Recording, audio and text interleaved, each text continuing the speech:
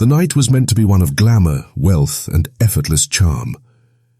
The mansion glittered against the dark sky like a monument to money itself, every light burning bright enough to remind the city below who owned it.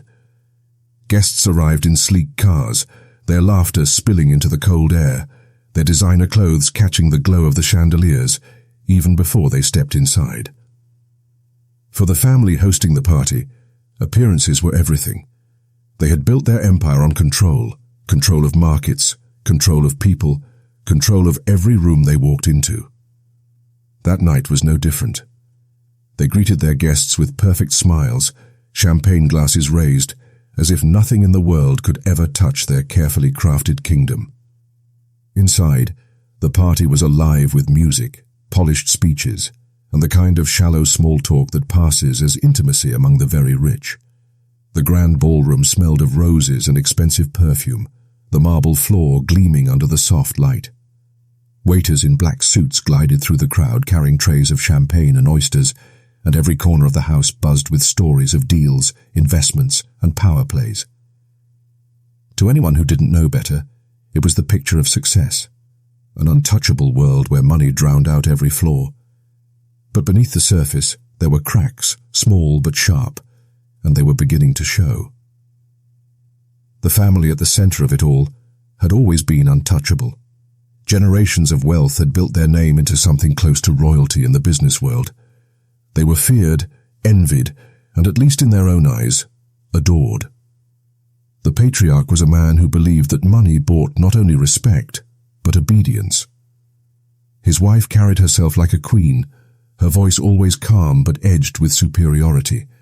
Their children mirrored them, raised to believe the world belonged to them and that anyone outside their circle existed only to serve their ambitions. They never said this aloud in polite company, but it showed in the way they looked at people, the way they spoke, the way they laughed at the expense of those they considered beneath them. Among the glittering crowd that night, one guest stood out. She wasn't new to wealth herself, but her presence carried something different, something that didn't quite bend to the rules of the room. She had earned her place through work, resilience, and intelligence, not inheritance. Her company had grown from nothing into an empire that rivaled even the families. While many in the room smiled politely when they saw her, the hosts felt something else, an unease, as if her success was a mirror reflecting what they had not built with their own hands.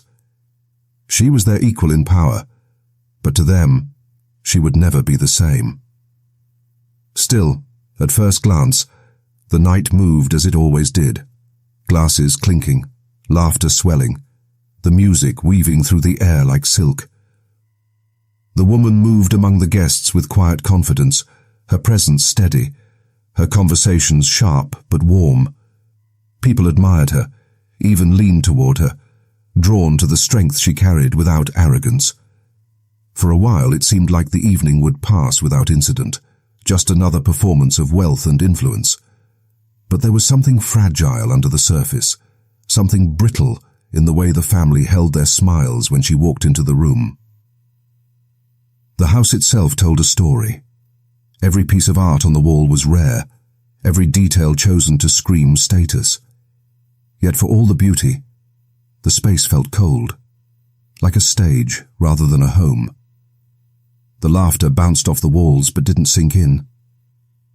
Even as they entertained, there was a sense of watching and being watched, a quiet competition for dominance. In that world, every word was measured, every gesture carried meaning.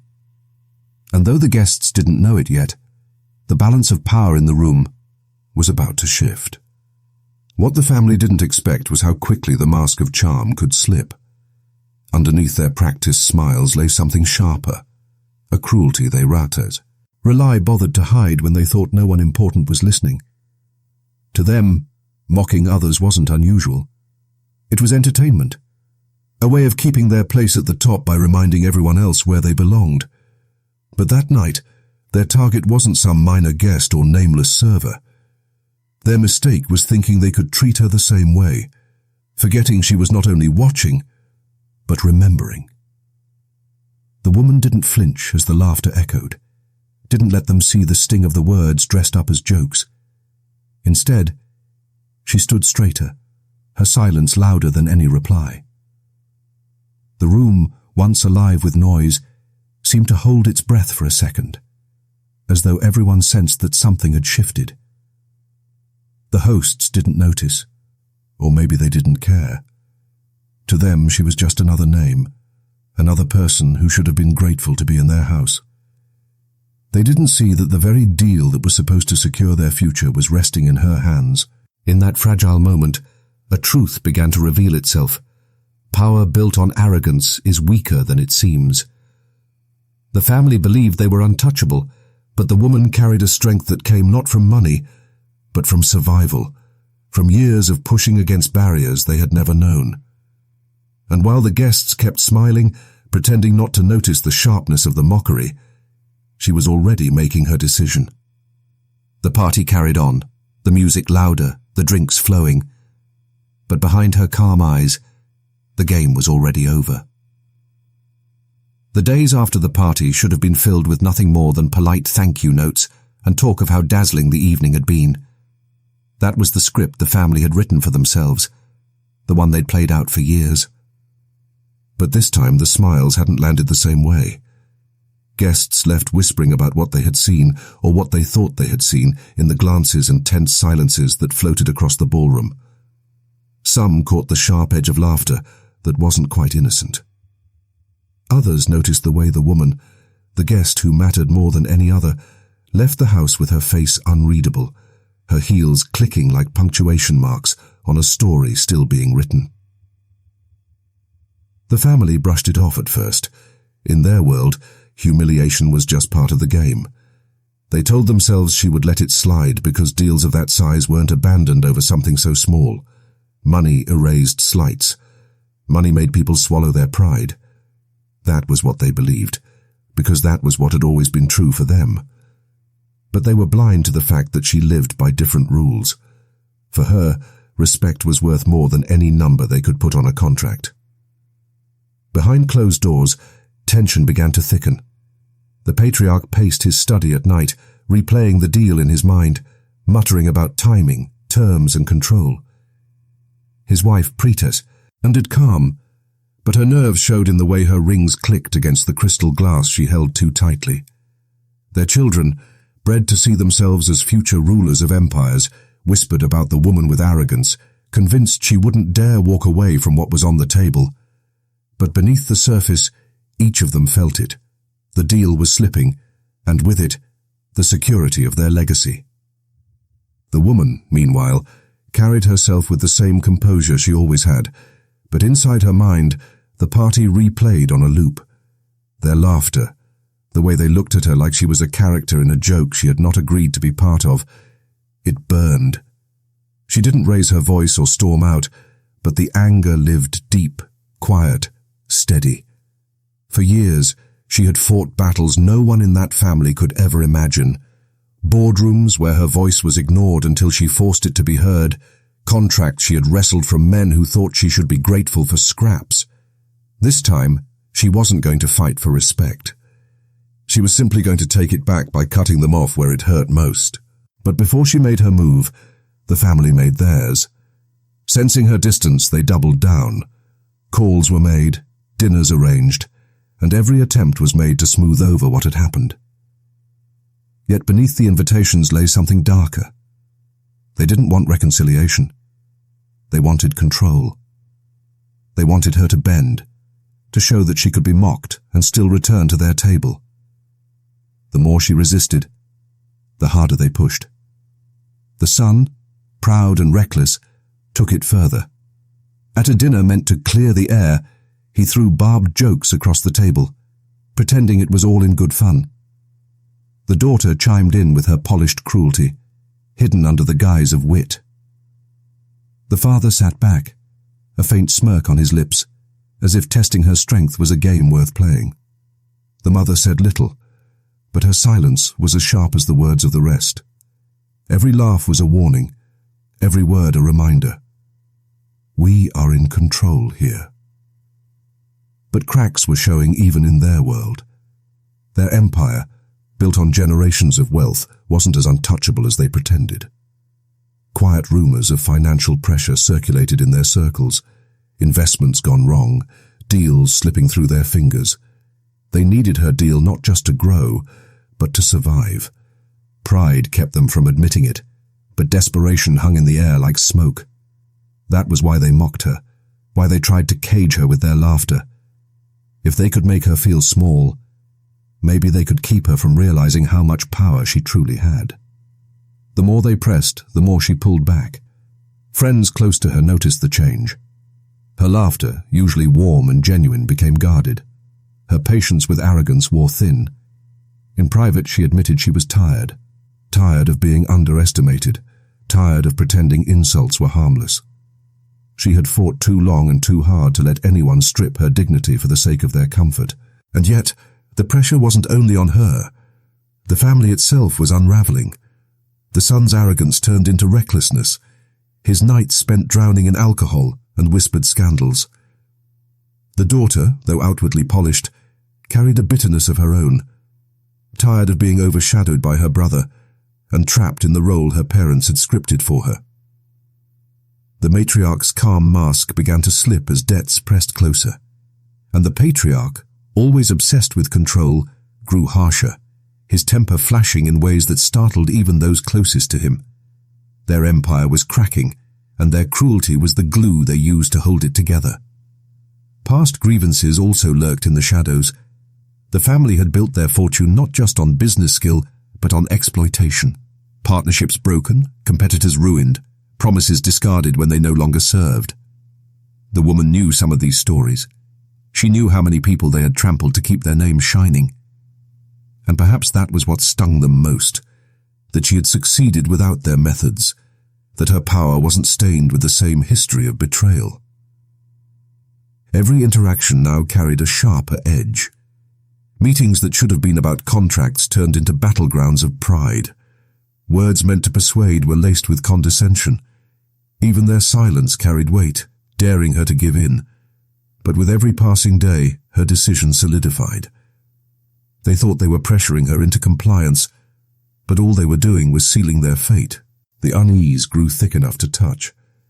At parties, eyes lingered a little longer, watching the way conversations between her and the family stretched too tight. In private, friends whispered warnings. Be careful. They don't lose well. But she had already made up her mind. What they didn't know was that she had been documenting every insult, every sharp remark, every attempt to diminish her. Not on paper, not in files, but in memory, sharp as glass. She knew when the time came, she would use it not with anger, but with precision. The breaking point was closer than anyone realized. The family thought they were in control of the story, that they could mock and push without consequence. But beneath the surface, the roles had already reversed. She no longer stood as a guest in their world. They were the ones standing on shaky ground, unaware that the floor beneath them was about to collapse. The night of the deal's signing was supposed to cement the family's dominance once again. Their estate glowed under the flood of golden lights, every detail arranged with the precision of people desperate to project control.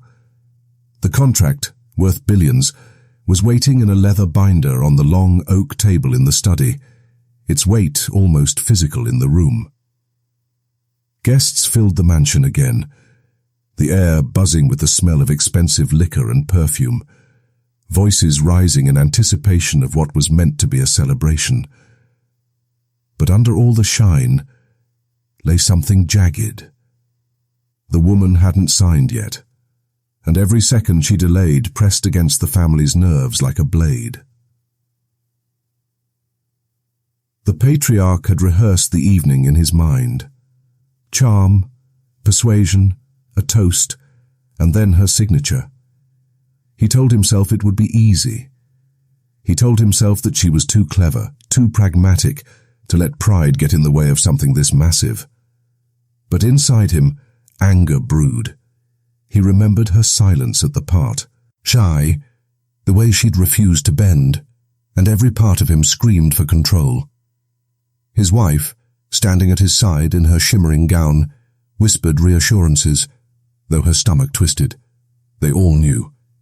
If she walked away tonight, everything could collapse.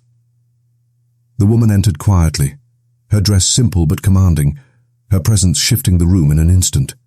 Every eye turned to her, though the family tried not to show their desperation. She carried no visible anger, but there was a steadiness in her gaze, a calmness that unsettled them more than fury ever could. She sat at the table, fingers brushing over the unopened binder, as though she was testing its weight. Conversation around her dulled into background noise. In that moment, everyone was waiting to see which way the night would turn. The son, drunk on more than just liquor, couldn't keep quiet. He leaned forward, his words laced with the same polished cruelty he had wielded before. A joke, sharp and biting, cut through the air. Laughter from his sister followed, thin and practiced. The patriarch gave a half smile, but his jaw was tight. It was their last attempt to remind her who held power in the room, to push her into proving she could endure humiliation for the sake of business. Her silence this time was different. She didn't smile, didn't look away. She stared at them, her eyes locked, as if seeing them stripped of all their wealth, all their pretense. The tension cracked through the room, heavy and unrelenting. And then she pushed the binder back across the table without opening it. "I don't sign deals with people who laugh at me," she said. Her voice wasn't loud, but it was final. The room froze. The patriarch's face darkened, his wife's hand trembled around her glass, and the son let out a scoff that was closer to panic than amusement. Billions were dissolving in that instant, slipping away like water through their fingers. The guests looked at each other, unsure whether to stay silent or intervene, the weight of scandal hanging over them. And then the shouting began. The patriarch's voice, sharp and booming, shattered the careful image they had crafted for years. Words flew, accusations hurled across the table. His anger wasn't just about the money. It was about control, about being told no in his own house, about losing face in front of people who mattered. His wife tried to calm him, but her voice shook. The son rose, his arrogance giving way to rage, and slammed his glass on the table so hard it cracked. The daughter stood frozen, her mask slipping as her eyes darted between them. The woman didn't flinch. She stood, gathering her things with calm precision, her movements a quiet defiance, against their storm. That was when the son snapped. His hand shot out, grabbing her arm harder than he intended, pulling her back as though force could undo the decision she had made. Gasps filled the room. For a moment, time slowed.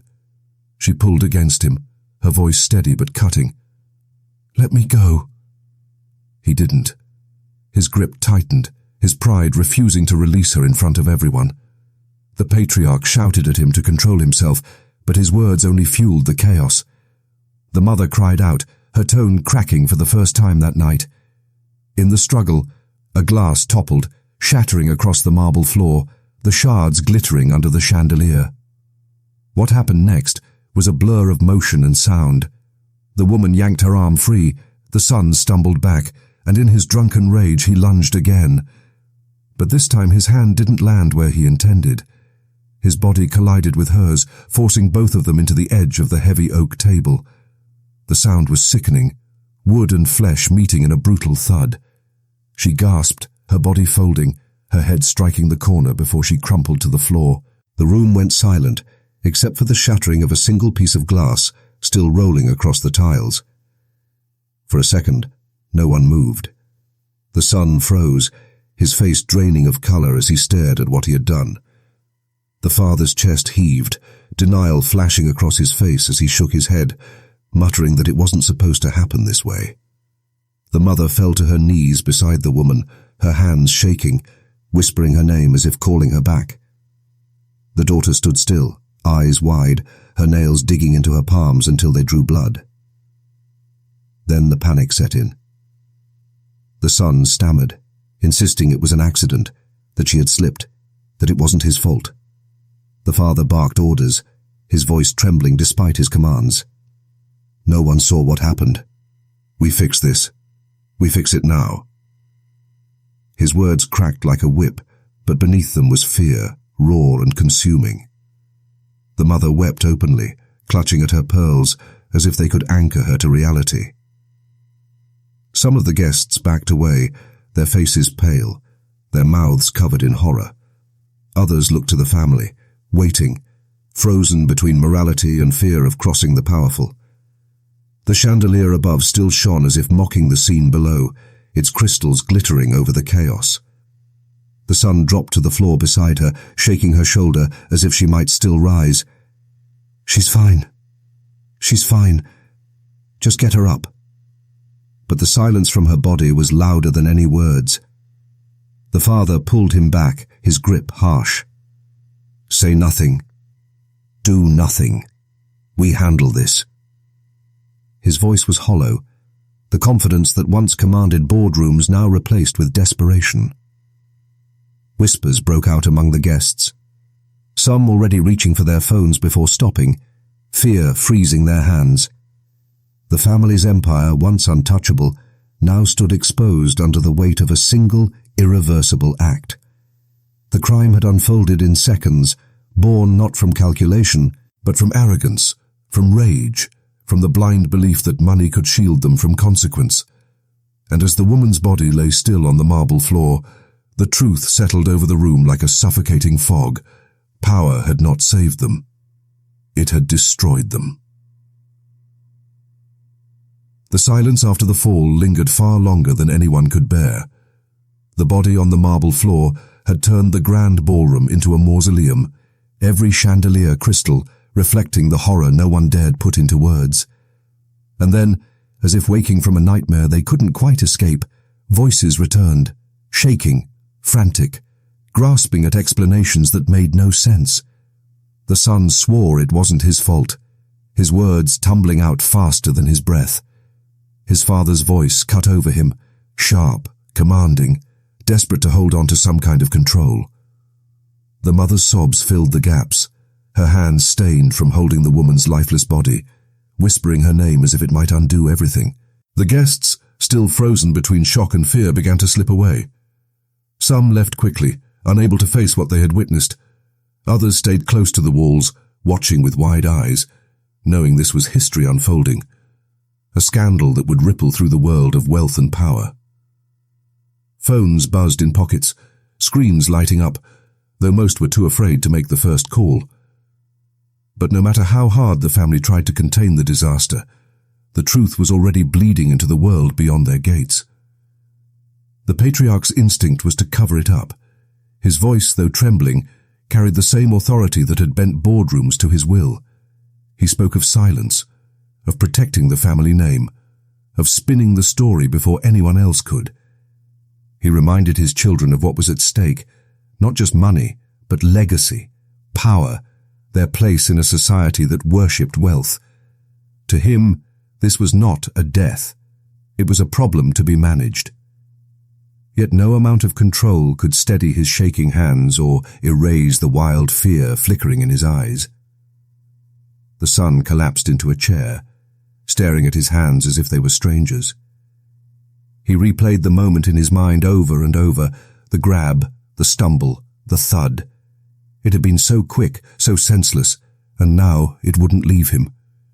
He tried to convince himself it had been an accident, that he hadn't meant for it to happen, but guilt seeped through every denial. His arrogance had cracked, leaving only a hollow shell. At night, he couldn't sleep. When he closed his eyes, he saw her face. Not angry, not afraid, but calm, steady, just before she fell. The daughter, who had always carried herself with icy control, felt her mask splinter too. She had laughed at the cruel jokes. She had stood silent while her family mocked, and now the weight of her complicity pressed against her chest. She withdrew, her voice fading into whispers, her eyes haunted. For the first time, she questioned everything she had been raised to believe, about power, about family, about herself. She wondered if the blood on the marble floor had also stained her hands. The mother unraveled slowly, Her sobs at the scene turned into silence at home. Her eyes distant, her hands restless. She clung to her pearls, her routines, anything to hold back the grief that crept in when she thought too long about what had happened. She told herself it wasn't her fault, that she hadn't laid a hand on the woman, but deep down, she knew her silence had been part of it. She had stood by while her family tore others down, and now she was standing in the ruins of what that cruelty had built. Outside the mansion, the world reacted with shock and fury. News of the woman's death spread quickly, not as a quiet tragedy, but as a roaring scandal. Headlines screamed about betrayal, arrogance, and downfall. Photos of the family, once symbols of untouchable wealth, were now plastered with words like killer, corrupt, broken. The woman's name became a rallying cry, her legacy of resilience and success shining even brighter against the darkness of her end. For the community she had uplifted, her loss was personal. She had been more than a businesswoman. She had been proof that strength and dignity could triumph against the odds. Her death felt like theft, not just of her life, but of the future she had been building for so many. Vigils were held, candles lit, voices rising in grief and anger. People demanded justice, demanded answers, demanded that power no longer protect those who abused it. The legal storm came quickly. Investigations began, statements were taken, and the cracks in the family's unity widened. The patriarch insisted on control, telling his children what to say, what to deny, what to forget. But the truth leaked through anyway, through guests who couldn't keep silent, through whispers in the press, through the relentless eyes of a public no longer blinded by wealth. The son, once reckless with his arrogance, now stood at the center of a storm of suspicion. His name, once associated with privilege, was now spoken with disgust. Behind the public spectacle, each member of the family faced their own private unraveling. The son drank more, trying to drown the memory of that night. The daughter avoided mirrors, afraid to see herself reflected in the shadow of her silence. The mother prayed, not for forgiveness, but for escape from the guilt that clung to her. And the father clung harder than ever to control, barking orders, threatening silence, yet knowing deep inside that the empire he had spent his life protecting was crumbling. The woman's absence grew heavier by the day. Her office sat untouched, her name spoken with reverence by those she had mentored. Stories of her kindness, her strength, her perseverance spread wider than any business headline ever had. In her death, she became larger than life, a symbol of dignity standing against cruelty. And that was the final wound to the family. They had not only lost their deal, they had destroyed themselves in trying to humiliate the very person who had the power to save them. The aftermath was not just scandal, it was ruin. Their fortune, once insulated by arrogance, was dragged into the courts, their reputations shredded in the press. Former allies distanced themselves, companies cut ties, and the public, once fascinated by their wealth, turned on them with a vengeance. Their mansion, once a palace of power, now stood as a monument to downfall, and within its walls guilt, grief, and fear gnawed at them, unrelenting. No matter how they tried to rewrite the story, the truth clung to them. The woman had walked into their house with respect, with strength, with the willingness to do business, and they had sent her out as a symbol of everything money could not protect. The trial became a spectacle, drawing cameras, reporters, and protesters to the courthouse steps each morning. The world that had once celebrated the family's wealth now dissected their downfall with a hunger that seemed unquenchable. Every headline carried their names, every photo captured their stiff faces, and every broadcast replayed the crime as though it were a movie everyone had already seen but couldn't stop watching. The son, once photographed in sports cars and nightclubs, now appeared in shackles and grey suits, his arrogance replaced with a haunted emptiness. The father, once the towering figure of control, looked smaller each day, his voice no longer booming but cracking as he tried to defend what had happened. The mother sat silently in court, her eyes cast downward, clutching her pearls as though they were the last thread of the life she had once known. The daughter spoke little, but her testimony revealed cracks in the family's carefully polished image, her voice trembling when she admitted that her brother had lost control. The verdict came after weeks of testimony, and though no sentence could ever restore the woman's life, it carried the weight of accountability. The son was found guilty of manslaughter, his reckless rage recognized for what it was. He would serve years in prison, years that could never erase the image of that night from his mind. The patriarch faced charges of obstruction. His attempts to control the narrative and silence witnesses were exposed under the bright light of the court. His empire, once a fortress, was sold piece by piece to pay legal costs and settlements. The mother and daughter avoided prison, but not the punishment of public scorn and lifelong shame. For them, the punishment was not bars but the mirror, facing themselves and what their silence had cost. For the woman's loved ones, the verdict brought no comfort, only a muted kind of relief. Justice had spoken, but justice never truly replaces loss. Her family buried her with dignity, surrounded by thousands who came to honor her. The speeches at her memorial didn't speak of death, but of her life, the obstacles she had broken through, the strength she had carried, and the quiet grace with which she had stood against cruelty. Her name lived on not just in grief, but in inspiration. Scholarships were founded in her memory, businesses carried her legacy forward, and for many, she became a symbol of the power of dignity against arrogance. The broader world took lessons from her story. It wasn't just about one woman and one family. It was about what happens when power believes itself untouchable. It forced uncomfortable conversations about wealth, privilege, and accountability. People began asking questions about how much protection money buys, and whether society had allowed arrogance to grow unchecked for too long. Laws were revisited, discussions about corporate responsibility deepened, and the public grew more unwilling to excuse cruelty simply because it came wrapped in luxury. For the family, life as they knew it was over. The son's prison term was a shadow over their name. The father's empire was in ruins, and the mother and daughter, though free, lived in quiet exile, unwelcome in the circles they once dominated. Their mansion, once a symbol of status, became a relic of their arrogance, a reminder of how quickly power can collapse when it is built on cruelty. They had mocked someone they thought powerless, and in doing so had destroyed themselves. The story left behind a lesson about the fragility of control. Wealth can build walls, but it cannot erase consequences. Power can silence some, but not all. And arrogance can blind even the strongest empire to its cracks.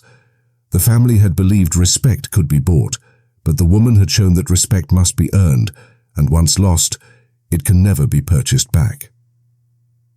In the end, the question of whether justice was served lingered in the air.